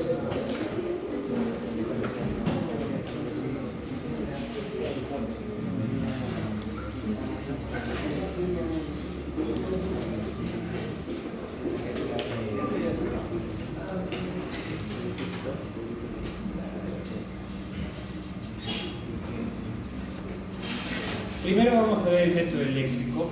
Cada uno de estos métodos tienen muchos métodos incluyendo o submétodos dentro de ellos. El que vamos a ver ahora se le conoce como el método CEF.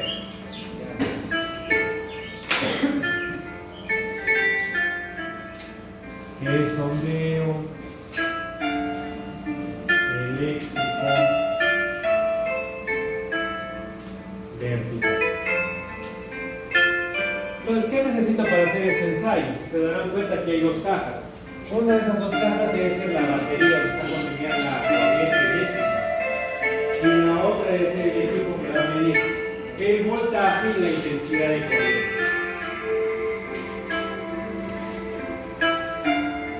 Yo necesito entonces, en realidad, conocer la propiedad de resistencia de la rota.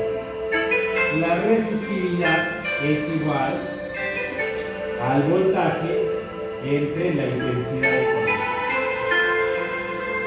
Este equipo debe medir entonces el voltaje y la intensidad de corriente para obtener la resistividad del suelo o de la roca, ¿no? El resultado le da en ohmios.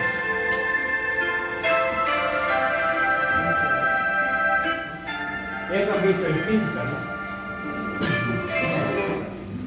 La resistividad eléctrica es igual al voltaje entre la intensidad de corriente. Como esto es geofísica, debe ser la resistividad igual al voltaje entre la intensidad de corriente multiplicado por un coeficiente de profundidad.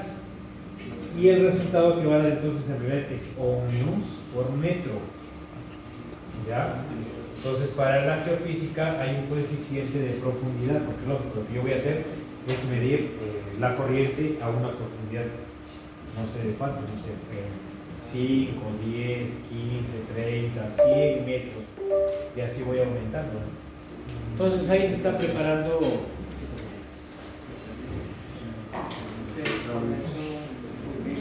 virus.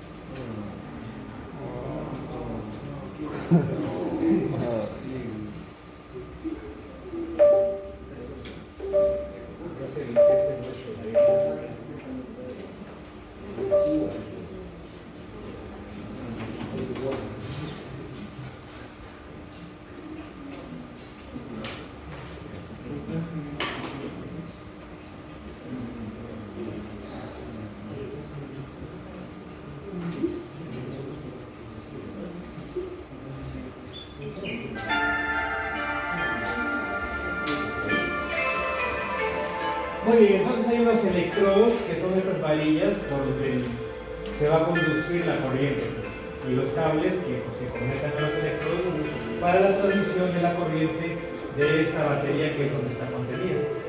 Este debe ser el equipo que mide el voltaje y la intensidad de corriente. Se dan cuenta de dos pantallas, uno para cada uno, ¿ya? Entonces se amarra en el espacio. Bueno, esta va a ser la chinita, va a estar tus cajitas, donde está la batería, el voltímetro y el amperímetro, ¿verdad? Ahorita está conectando dos electrodos, que se les conoce como N y M. Y hay otros dos electrodos que van al final, que son el A y el B, por donde se transmite la corriente. La corriente va a tener flujos como un arco, ¿no? Desde el punto A hasta el punto B. Mientras más me aleje, más profunda va a ser la distancia que voy a adquirir. Entonces, dependiendo de eso, yo voy a hacer qué tipo de materiales hay, dónde está el nivel freático, ¿ya? Para eso sirve la técnica eléctrica. En este caso es un sondeo eléctrico vertical, ¿ya? Una vez que ya hice la medición, voy alejando pues, los electrones, ¿verdad? Ya hice esa medición, ahora me voy a otro punto. Acá será el nuevo B y después por acá será el nuevo A. Eso quiere decir que incluso una sola persona puede hacer el ensayo, ¿no? pero es, para grandes distancias pues no sirve, ¿no? Entonces debe haber aquí una persona y acá debe haber otra jalando los cables. ¿Ya? De esta forma funciona el método eléctrico, esta técnica, ¿no?, de sondeo eléctrico vertical, que consiste simplemente en colocar corriente al suelo y después de haber medido el voltaje y la intensidad de corriente, hago la división, multiplico por el coeficiente de profundidad y sale esa resistividad. ¿Ya? Ahora esa resistividad, pues, lógicamente,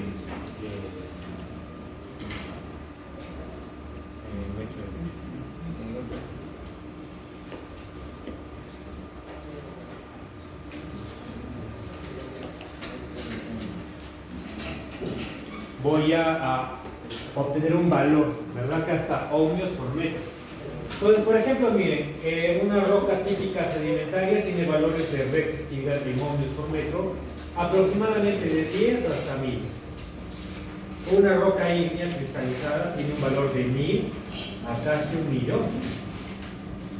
Una limonita, aproximadamente entre 500 a 1000 a 10.000. El agua salada, cero de resistividad, ¿verdad? No tiene resistividad. El agua no tiene resistividad. El agua es un buen conductor de corriente, pero en resistividad no tiene nada. Cero, o sea, no sirve. ¿Ya? Eso quiere decir que la conductividad eléctrica es inversamente proporcional a la resistividad. ¿Ya? Bueno, los sulfuros de hierro tienen valores menores, pero bueno. Entonces, cada tipo de roca tiene resistividades conocidas. ¿Ya? Eso es lo bueno de esta técnica. Cada tipo de roca tiene una resistividad conocida. Para la interpretación sería sencillo, ¿verdad? El problema está aquí. Aquí. ¿Qué pasa si sale 10 ohmios por metro? ¿Qué será? ¿Una roca sedimentaria o una roca alterada? ¿Qué será aquí si sale 1000? ¿Será una roca sedimentaria, una roca ígnea o una limonita? No sé. Ahí viene la preparación que uno tiene como geofísico para saber interpretar qué material hay. Porque si no hubiera esos conflictos, pues cualquiera podría ser geofísica, ¿no? Si ya sé qué valor le corresponde y he obtenido de esta fórmula, ya sé que es. Pero el problema está aquí. En la interpretación, por eso le decía, la interpretación no nos va a corresponder a nosotros, porque no es nuestro campo y podemos interpretar cualquier cosa y no se trata de eso. Bueno, eso fue entonces el método eléctrico. Vamos a ver el método sísmico. El método sísmico es muy parecido a una ecografía. ¿Quiénes han hecho alguna ecografía aquí? He visto. ¿A quién han llevado a hacer?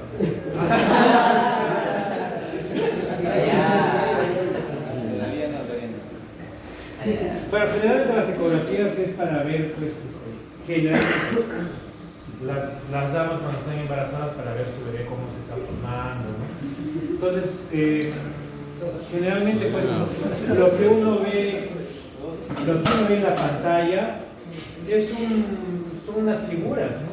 Que por ejemplo, no sé, si un extraterrestre viene a ver esa figura, no va a saber qué significa, porque nunca ha visto esa imagen. Nosotros ya es común, ¿no? De repente, pues, en la pantalla se forma, de esta forma se ve la cabecita, no sé, y el cuerpo, los piecitos, la manita.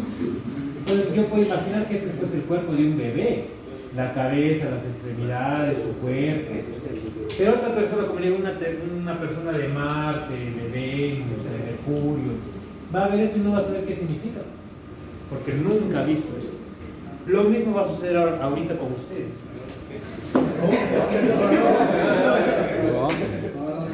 El método sísmico muestra figuras que lógicamente, como nunca han visto, no van a saber qué es. Vamos.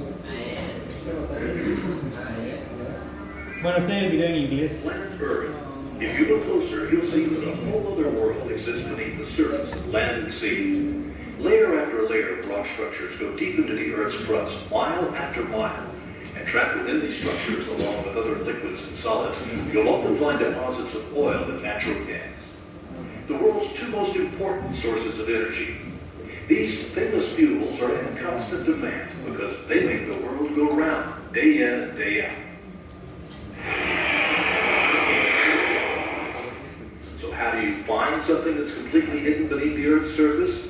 It's a mystery that people in the oil and gas industry are always trying to solve, and for very good reason. Drilling for hydrocarbons is expensive. And before they spend money on equipment and crews, exploration and production companies need a reliable strategy for pinpointing where to drill. Geoscientists have a secret weapon called seismic exploration, and it involves sending acoustic energy, which takes the form of wavelets, into the ground to get a sound picture beneath the surface. It's complicated, so let's start with the analogy of bats. Bats can't see very well, so they send out little waves of sound that bounce off of objects and then go back to their ears. It's called sonar. It gives them what you might call a sound picture of their world. That's a good example of how nature already uses a form of seismic acoustic imaging to locate objects. Doctors also use it for ultrasound imaging. Es lo que le decía, ¿no? Esta es una ecografía de un bebé. Lógico, yo puedo interpretar pues, que esta figura es su cabeza, su nariz, su boca, sus extremidades, su cuerpo, porque es una imagen común para nosotros. Ya lo hemos visto varias veces y es común pues, saber que esto es un bebé que está contenido dentro de una mujer. ¿No? Yo no puedo ver directamente, pero miren, de acuerdo a la ecografía se ve que es un bebé que está dentro de la persona. ¿No? Podemos interpretar sin ser médicos, ¿no? Que eso es un bebé. Ahora, que esté bien, eso es más bien más difícil para nosotros, ¿no? Saber interpretar esa imagen correctamente. Geoscientists use man-made tools to make the sound wavelets, listen to them, and then record them. When you want to know if oil and gas deposits are in a particular area, geophysical companies bring large trucks that have big vibrators on them. Most of the time, this is what generates the acoustic energy or vibration. They use geophones, or very sensitive seismic microphones, to hear the reflected sounds. But sometimes they set off small buried charges. They set many geophones on the ground in a line, and they are attached to a recorder inside another truck. The vibrators send thousands of wavelets down into all the different layers of the Earth. Some of the wavelets bounce off of the boundaries between the rocks below the surface and are reflected back to the geophones that are waiting to record them. Each geophone. Por eso este método se llama de refracción, ¿verdad? Es como la refracción de la luz también, que se lanza la luz y se refracta en los 7 colores. Acá el método sísmico se manda las ondas, ese debe ser el camión vibrador, manda las ondas y las ondas se mueven pues, de forma diferente dependiendo de la geología que hay. En unas se puede ver más rápido, en otros se puede mover más lento. Entonces eso va a capturar los geófonos. A diferencia del eléctrico que funciona con electrodos, aquí el método sísmico trabaja con geófonos. Ahora, esta técnica se puede aplicar en la tierra y en el mar. En la tierra se llaman geófonos y en el mar hidrófonos. Porque como ven acá, lo importante de esta técnica en realidad es para encontrar petróleo y gas. Phone along the cable sends the received wavelets to the recording truck where they're recorded and stored. How do the wavelets reach into the subsurface of the ocean? That's offshore seismic, and it just requires a different device to send out the wavelets and record those that are reflected back. Out at sea, a seismic crew works off a vessel with a specially designed back end, so it's easier to lay floating cables or streamers. And all along the length of the streamers, microphones called hydrophones are attached one after another. Several of these hydrophone streamers are pulled behind the vessel at once. Acoustic sources are towed behind the vessel in front of the streamers and release compressed air, which creates the wavelets. These wavelets travel through the water and into the subsurface below, where, just like on land, they bounce off the rock layers and then return to the hydrophones to be recorded. Here's what seismic looks like after it's been recorded. Esa es la imagen ahora. ¿Qué interpreto de eso? No sé qué es. Es mi área aquí. ¿dónde está la discontinuidad? ¿Cuál es el estrato de roca? ¿Dónde hay suelos? ¿O hay diaclasas? No sé, discontinuidades muy juntas, no se sabe. Y de repente estos son estratos. ¿Cómo se interpreta esta imagen? Basically, it's a bunch of squiggles. There are still a few more steps to go before it begins to look like an actual picture of the Earth's interior. Right now, the data is still in its raw form. To get a picture that actually looks like the Earth beneath us, the data has to be processed. It takes a large supercomputing PC cluster to process the seismic data. These computers go through all the different traces made by the wavelets and filter out everything we don't need, such as vibrations made by a tractor in a field nearby. Using really amazing computer applications and working on state-of-the-art workstations, geoscientists can see the seismic data translated into a 3D picture. You might be thinking, I don't see any oil and gas there. But believe it or not, geoscientists can look at this processed data with their trained eyes and make an informed decision about whether or not oil and gas deposits are in the geologic structures. Seismic data leads to a high percentage of drilling success with less risk to the environment. And in a world where the demand for oil and gas is increasing faster than the supply, good seismic information will lead to more affordable energy.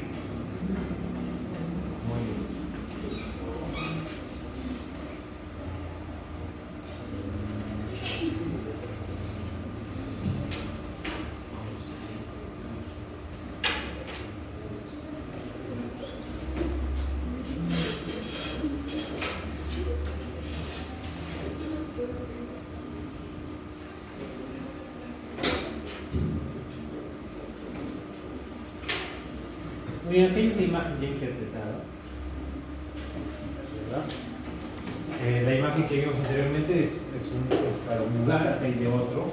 Entonces acá se hace la interpretación, ¿no? Aquí hay un macizo rocoso de un tipo y acá se ven las estratificaciones de diferentes materiales en diferentes épocas geológicas, cómo se han formado. Entonces, aquí sí se puede distinguir rápidamente que hay estratos, ¿no? De diferentes épocas, incluso están con sus nombres a qué época corresponden y cómo se han ido depositando. Esa sería la interpretación de esta imagen. Aquí no hay fórmulas, ¿ya? Simplemente se ha llevado a la geofísica para medir la elasticidad de la roca y como se han dado cuenta estamos conectados con geófonos a un equipo que interpreta la imagen a partir de cómo llegan las ondas y esto es lo que han podido ver. Hay un macizo rocoso y material sedimentado en diferentes. Entonces esa es la interpretación para esa imagen que está ahí. Y de esta forma se hace la interpretación de todas las imágenes que se obtienen a partir del método de refracción sísmica. ¿Ya? Nuevamente, esto no nos corresponde a nosotros porque esto lo hace un geofísico. Exactamente cómo interpretar la coloración, la forma de las figuras, eso nos corresponde a ellos. Pero así, esta que es la más sencilla, podríamos interpretarlo de esta forma. Muy bien, ¿alguien tiene alguna pregunta sobre estos métodos?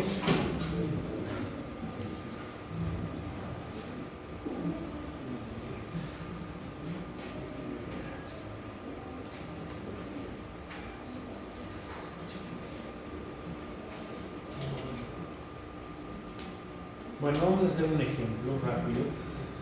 Ya sus compañeros del semestre pasado se lo saben de memoria. De memoria se sabían los resultados que salen. Muy bien, esta es una planilla para el método eléctrico de sondeo eléctrico vertical. Como les decía, entonces están las instancias A, B y MM. Entonces, nuevamente recordando a la persona que estaba aquí sentada, con los equipos, tengo los electrodos MN que miden la intensidad de corriente. Y están los AB que miden los voltajes. ¿Ya? Uno entonces sirve para medir el amperímetro o la intensidad de corriente y el otro para medir el voltaje. ¿Ya? La intensidad de corriente, su dimensión es en amperios.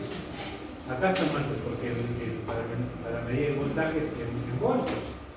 ¿Ya? Bueno, se ha equivocado ahí una relación, por eso en voltios y en amperios, voltaje y la intensidad de corriente. Nuevamente, la resistividad es igual al voltaje y la intensidad de corriente. En la técnica geofísica, la resistividad es igual al voltaje de la intensidad de corriente multiplicada por el coeficiente de profundidad, lo que va a dar como resultado ohmios por metro. Lo que está aquí, ohmios de profundidad. ¿Ya? Es una ecuación que relaciona las distancias del MN con el AD. De repente en su práctica viene eso. Ya vino con ustedes. Pero eso viene en el Muy bien, entonces esta es una planilla para ir al campo, donde ya me dice cuánto debe ser la distancia de AB. AB entre 2, pues o sea, esto nada más, ¿no? Este es el punto de origen. AB entre 2 debe ser simplemente esto. Aquí hay 1 metro, dice. El primer ensayo debe ser a 1 metro. No necesariamente hay que comenzar de 1 metro, depende de lo que ya conozco. Después debe seguir 2 metros, o sea, debo ampliar, mover en este caso el metro. Para 2, para 3, para 5, para 7, para 10, para 15, para 20, para 30, para 40, 50, 70, 100. Esa planilla llega hasta 100 metros. ¿Ya?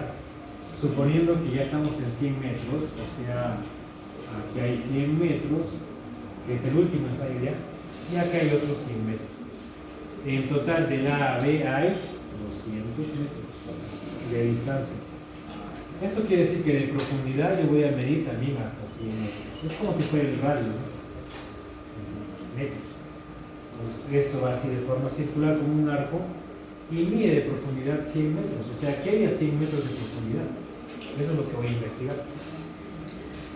El MN también son las distancias que están aquí, que son más cortitas, ¿ya? Medio metro, y si se darán cuenta, para 3 metros hay que cambiar el MN. Para 10 metros también. Para 10 metros también hay que cambiar el MN. Para 30 metros también hay que cambiar el MN.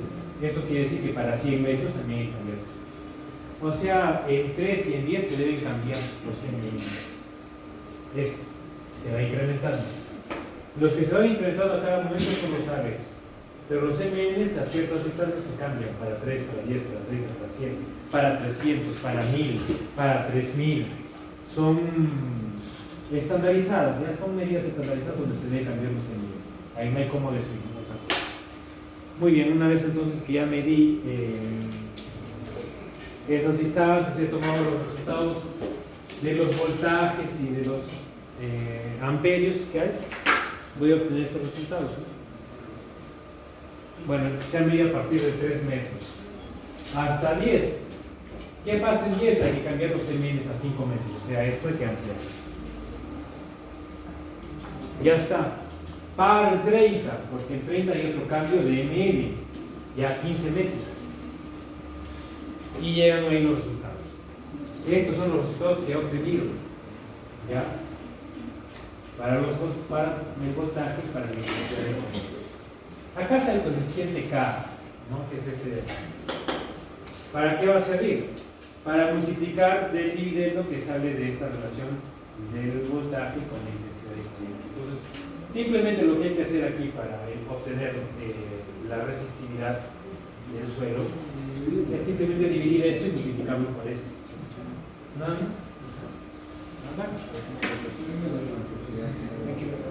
¿Qué? ¿Cómo hay la intensidad y la resistividad? ¿Qué tengo que multiplicar?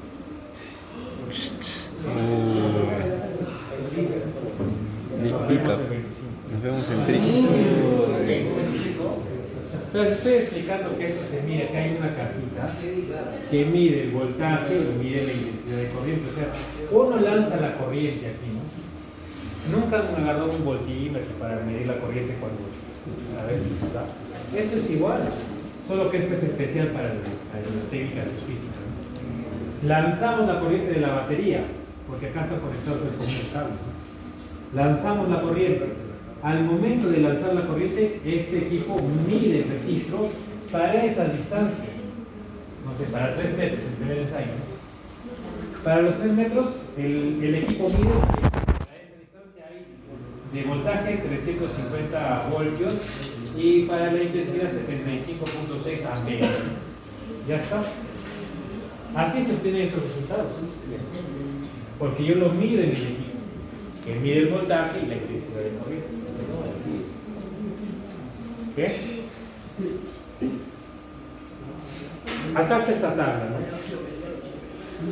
Esta tabla, como les dije, son todas las rocas, todos los suelos, ya tienen valores predeterminados de resistencia, resistividad principal.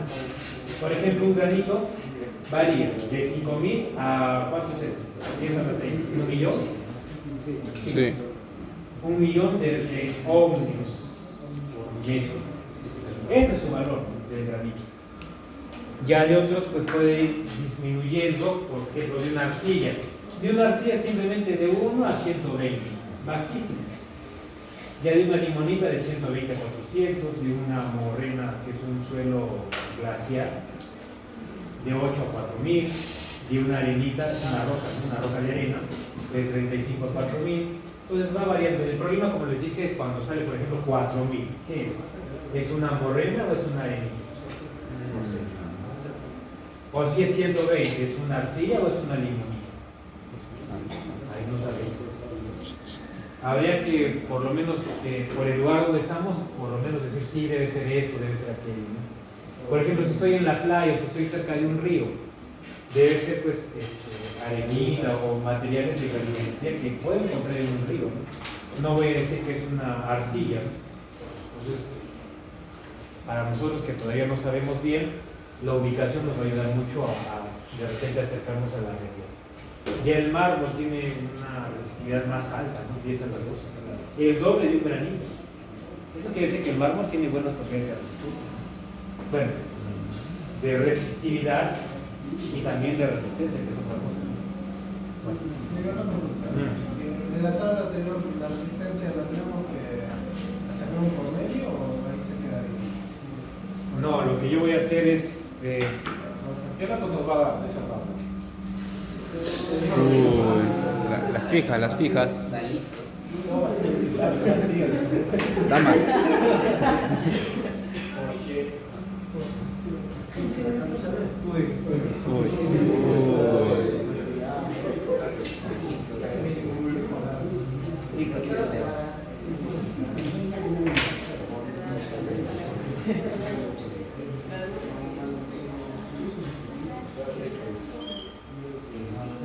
Muy bien, esta información que obtengo de esta tabla, ¿ya? Del voltaje, de la intensidad, de la división de eso multiplicado por el coeficiente de profundidad, sale la resistividad. ¿Ya? Entonces, en la resistividad, por ejemplo, puede salir, vamos a hacer los valores.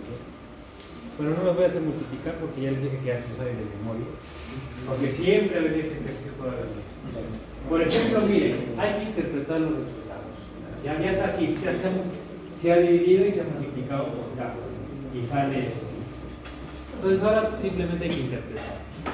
Si yo me doy cuenta, estos resultados son muy parecidos.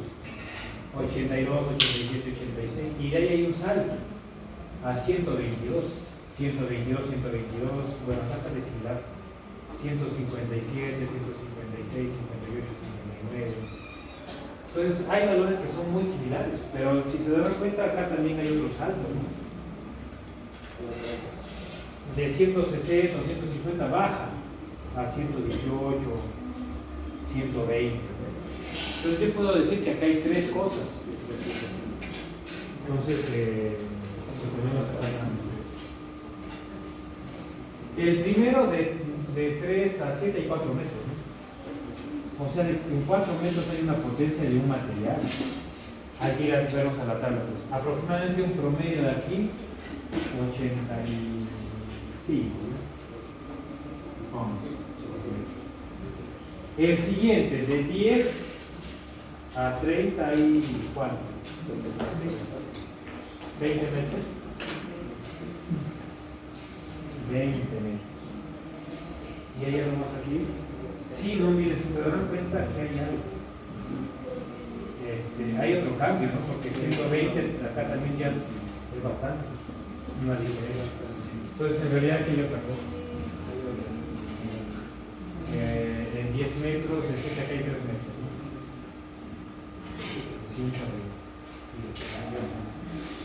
Bueno, entonces acá ya no sería 20, no sería 17.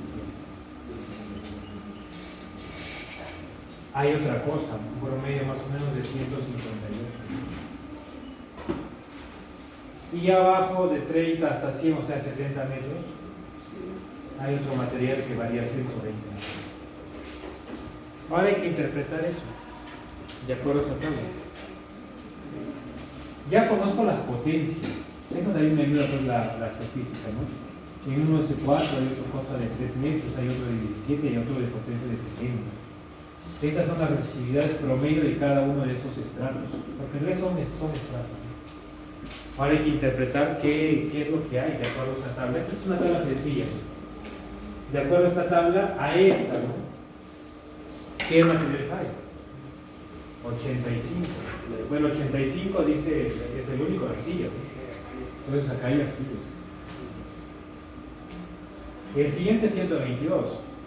Bueno, por 2 ya le corresponde a una limonita. O puede ser una morrena, ¿no? Incluso esto puede ser una morrena. Por eso les digo, depende de donde estemos. Si estamos en los Andes, en la parte alta, sí podría haber morrena, porque este es un suelo de origen glacial. O sea, aquí en Moquegua, que haya morenas, donde hay glaciar, se derretirá todo por tanto sol que hace. Entonces no puede ser morrenas. Debe ser en la parte alta, y sí, no acá sí debe ser arcillas. ¿Ya? Entonces va a depender. Suponiendo que estamos en Moquegua. Arcillas. El siguiente, 3, 122. Ya debe ser una limonita. Incluso, bueno, por la granulometría, pues sí debe corresponder, ¿no? Una limonita. Después dice 58. ¿Qué es 58? 158.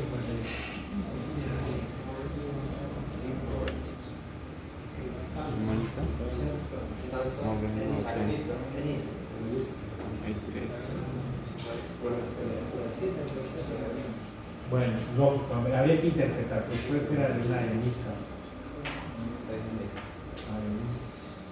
O puede seguir siendo una limonita, solo que ahora está pues más concentrada, puedes tener un índice de vacíos menor. Acá el índice de vacíos debe ser mayor. Los espacios ayudan también, ¿verdad?, a la concentración, a la dirección de la corriente. Entonces puede ser una limonita más concentrada con un índice de vacíos más bajo. O como dicen ustedes, puede ser una arenita. Y de 70 a 120, ¿qué puede ser ya?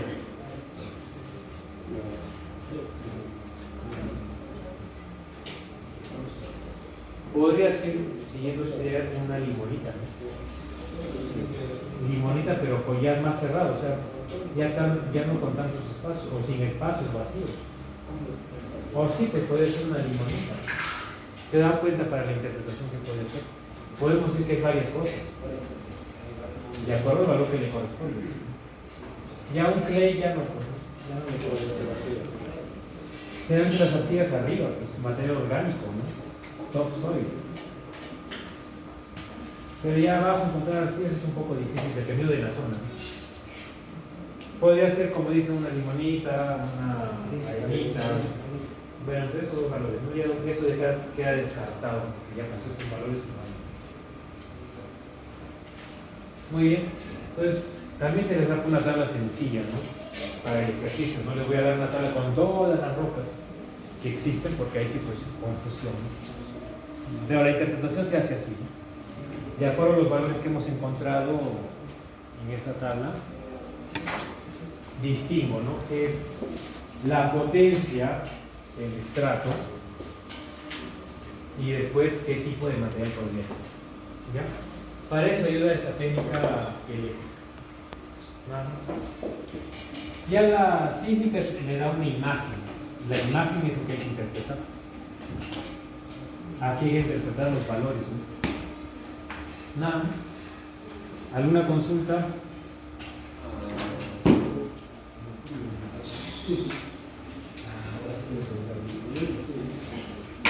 Bueno, eso tienen que hacerlo ustedes para que practiquen, pero bueno, ya por el tiempo se ha puesto directo.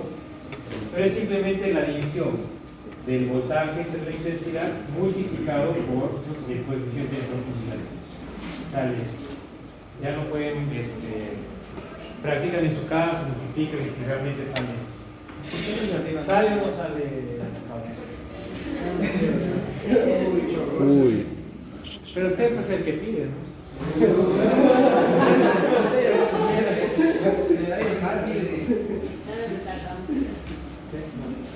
Consultas. Entonces, en el cuadro va a venir el voltaje y la intensidad. Solo para simplificarlo. ¿Por qué así le dice a Eres mister, pues está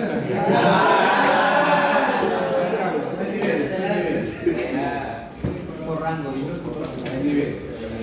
si usted hubiera participado, le hubiera respondido.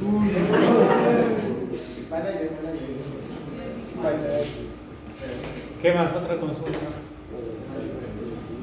¿Qué consulta? Muy bien, para la práctica del día viernes, entonces debe entrar tensiones, que es de la semana número 9, y esta semana 10 que hemos visto la metodología para los informes geotécnicos y técnicas geofísicas. Bueno, también los métodos directos.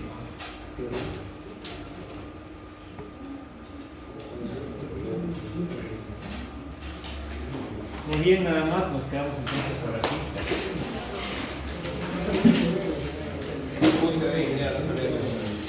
Ya lo pasé. Eso es todo, amigos.